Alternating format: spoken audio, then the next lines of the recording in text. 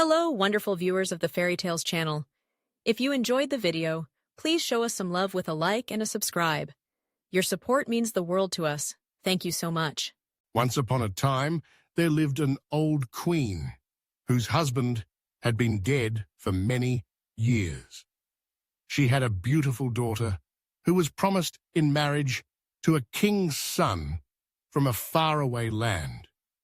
When the time for the wedding drew near, the old queen gathered many costly items for her daughter's dowry: furniture, jewels, and adornments of gold and silver, for she loved her daughter dearly. She also arranged for a waiting woman to accompany her daughter and deliver her safely to her bridegroom. Both the princess and her waiting woman were provided horses for the journey. The princess's horse was named Falada, and he had the special ability to speak. When the time for parting came, the old queen took her daughter to her private chamber. She pricked her finger with a small knife, and 3 drops of blood fell onto a white handkerchief. She handed the handkerchief to her daughter, saying, "Take care of this, for it will be of great help to you on your journey." With tears and farewells, the princess set out with her waiting woman and the 2 horses.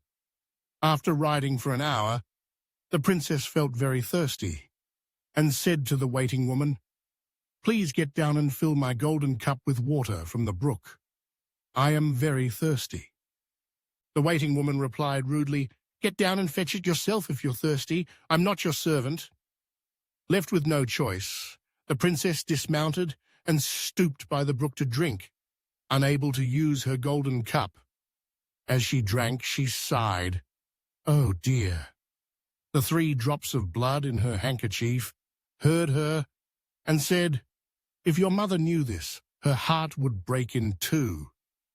But the princess said nothing, mounted her horse again, and continued the journey. A while later, under the hot sun, the princess became thirsty again. When they came to another brook, she asked the waiting woman, "Please get down and give me a drink from my golden cup." The waiting woman spoke even more harshly, "If you want a drink, get it yourself. I'm not going to be your servant."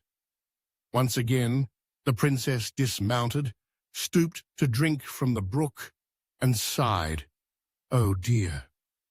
This time, as she drank, the handkerchief with the 3 drops of blood slipped from her bosom and floated away unnoticed.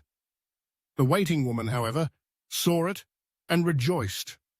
Without the handkerchief, the princess was now weak and defenseless. The waiting woman seized this opportunity. She forced the princess to switch horses, taking Falada for herself and giving the princess her own sorry jade. Then she ordered the princess to remove her royal garments and put on plain clothing. Under threat of death, the waiting woman made her swear not to tell anyone about what had happened. Falada, the wise horse, observed everything and remembered it well. When they arrived at the royal castle, the waiting woman was mistaken for the princess. The king's son came out to greet her and helped her down from Falada, leading her into the castle.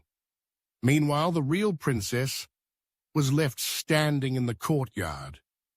The old king, watching from a window, noticed her standing below.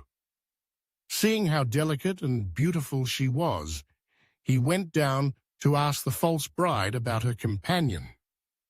"Oh," said the false bride, "she's just a servant I brought along for company. Please give her some work so she won't stand idly around." The old king, having no tasks to assign, sent the princess to help a goose-boy named Conrad tend the geese. The false bride, fearful that Falada might reveal her treachery, told the prince, "Dearest husband, please do me a favor. Have the horse I rode here on killed.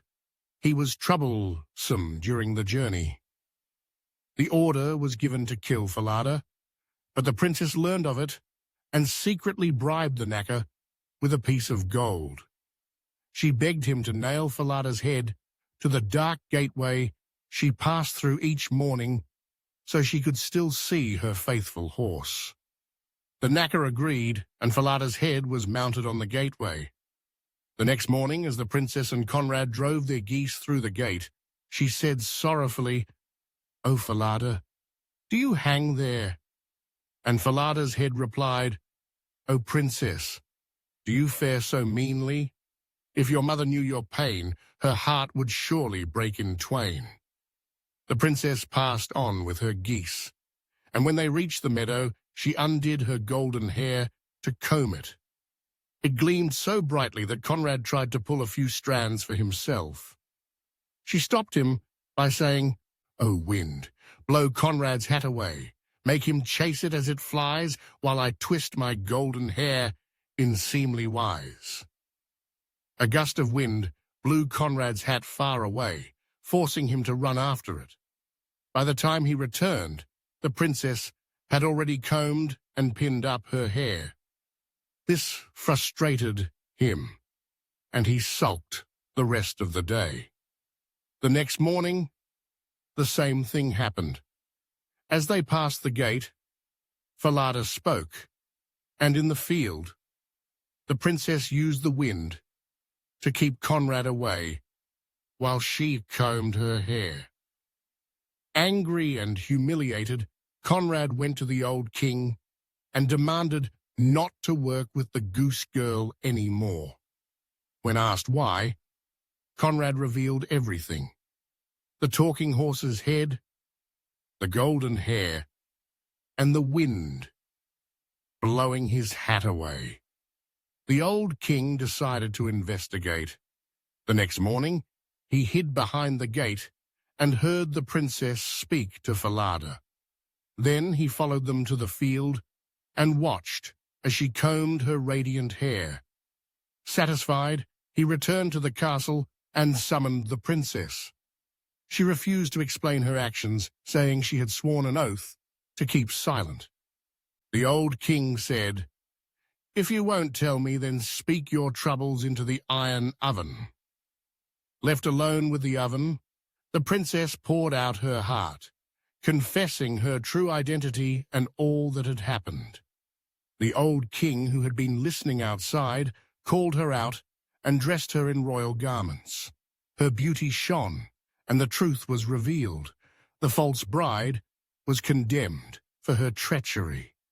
When asked what punishment a deceiver deserved, she unwittingly declared her own fate: to be placed in a barrel studded with nails and dragged by horses until death. Her sentence was carried out, and justice was served. The prince married the true princess, and they ruled their kingdom together in peace and happiness for the rest of their days. And that was the Goose Girl story.